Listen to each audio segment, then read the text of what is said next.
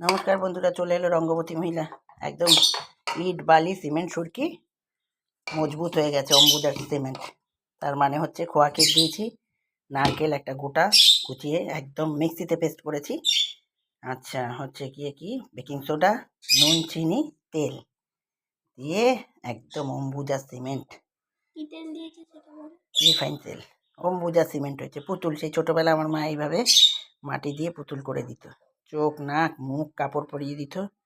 সেই স্মৃতিটা মনে পড়ে গেল বিস্কুটের মধ্যে দিয়ে। অম্বুজা সিমেন্ট হয়ে গেছে একদম। ঠিক আছে বন্ধুরা, পরের পার্টে দেখতে থাকুন, স্টেপ বাই স্টেপ দেখবেন আমার ভিডিও। কেন কমপ্লিট। এবার জল দিয়ে একদম শক্ত শক্ত মাখতে হবে, শুকনো, খুব একটা রসালো নয়, একদম শুকনো শুকনো মেখে